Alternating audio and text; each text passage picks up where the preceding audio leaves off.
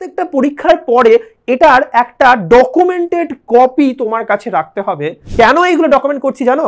কারণ এই প্রত্যেকটা ডকুমেন্টেশনস নেক্সট পরীক্ষা দিতে যাওয়ার আগে রিভাইজ করে যাব। রিকল এরর যদি প্রিভেন্ট করতে হয় সব থেকে প্রথমে তোমাকে একটু লিখে লিখে যে জায়গাগুলোতে তোমার রিকল এরর হচ্ছে ওই কনসেপ্টগুলোকে একবার নিজে সেলফ হ্যান্ড রাইট করো। মিস্টেক যেটা তুমি করছো সেই মিস্টেকটা তোমাকে বুঝতে হবে যে কেন মিস্টেকটা হলো। তাই জন্য যখন তুমি অ্যাকচুয়াল রিকল করছো ডিউরিং দ্য এক্সাম হল তখন কিন্তু তোমার হাফ মনে পড়ছে বা ভুল মনে পড়ছে। Hello everyone, welcome to your favourite channel Prepment NEET. আর আজকে আমি যেটা নিয়ে ডিসকাশন করব যে how to analyse mock test.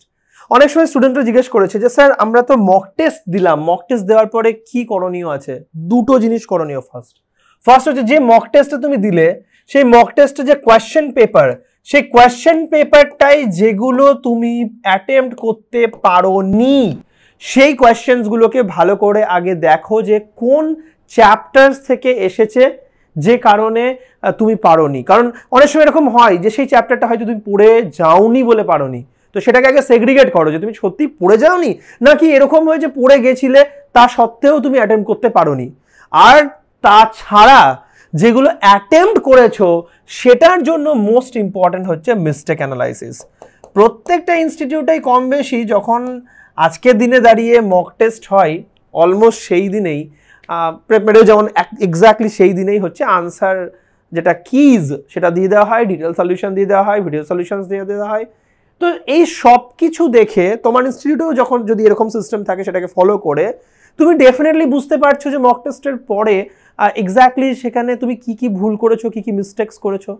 এবার প্রশ্নটা হচ্ছে মিস্টেক যেটা তুমি করছো সেই মিস্টেকটা তোমাকে বুঝতে হবে যে কেন মিস্টেকটা হলো। এই মিস্টেকটা যদি রুট কজ বুঝতে চাও তখন তুমি জেনারেলি দেখতে পাবে মোস্ট অফ দ্য টাইমে যেটা হয় সিলি মিস্টেক।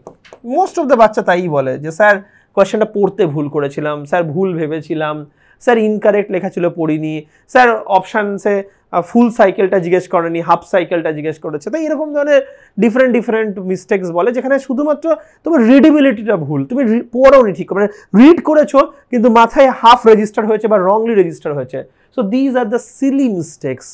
এবার প্রত্যেকটা পরীক্ষার পরে এটার একটা ডকুমেন্টেড কপি তোমার কাছে রাখতে হবে যে AITS-টা অল ইন্ডিয়া টেস্টটা আজকে দিলে সেখানে কতগুলো কোয়েশ্চেন্স এরকম হয়েছিল ফিজিক্স কেমিস্ট্রি বায়োলজিতে যেগুলো তুমি সিলি মিস্টেক করেছিলে এরকম শুধুমাত্র রিডেবিলিটির জন্য, ঠিক করে মানে রং রিডেবিলিটির জন্য, ভুল করে পড়োনি বলে কোয়েশ্চেনটা প্রপারলি।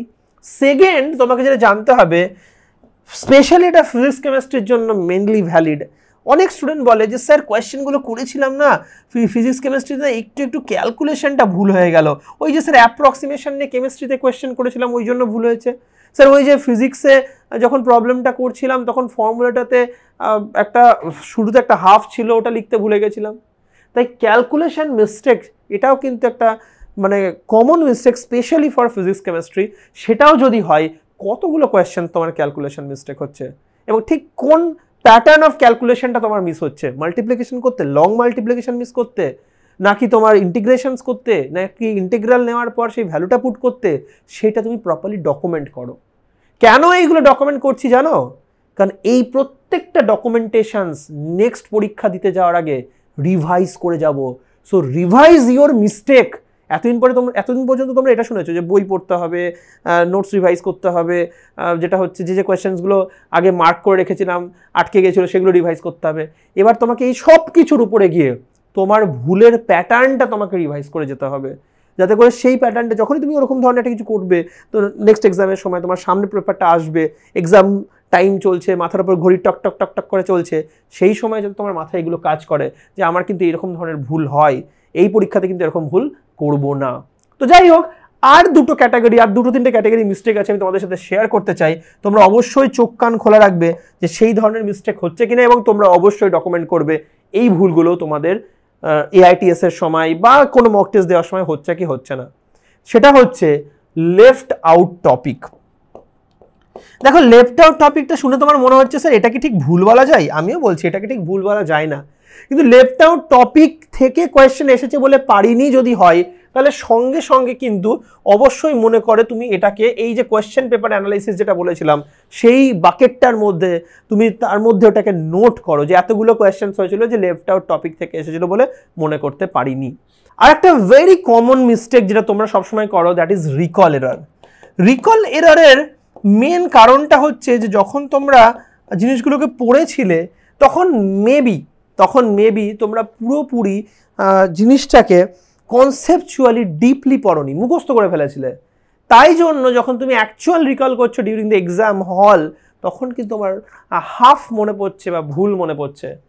তো রিকল এরর কতগুলো হচ্ছে সেটা কিন্তু তোমাদেরকে প্রপারলি নোট করতে হবে, যে এক্স্যাক্টলি কতগুলো কোয়েশ্চেন্স রং রিকল করেছি, ভুল ফর্মুলা মনে করেছি, ভুল ডেটা মনে করেছি। বায়োলজিতে তো recall error very common error. Most of the students যখন ভুল করে বলে ও আচ্ছা ওটা তো ওই চার্টে ছিল, ওটা তো নোটসের বাঁ দিকে ছিল, ডান দিকে ছিল, এই সমস্ত জিনিস। তো রিকল এরর যদি প্রিভেন্ট করতে হয় সব থেকে প্রথমে তোমাকে একটু লিখে যে জায়গাগুলোতে তোমার রিকল এরর হচ্ছে ওই কনসেপ্টগুলোকে একবার নিজে সেলফ হ্যান্ড রাইট করো। যদি এটা হয় যে সেটাকে তুমি বায়োলজি হয় তাহলে সেই ইনফরমেশনটাকে ডায়াগ্রামের মাধ্যমে আঁকার চেষ্টা করো, একটা ফ্লো চার্টের মধ্যে লেখার চেষ্টা করো, তাহলে রিকল এরর কিন্তু অনেকটা কমে যাবে।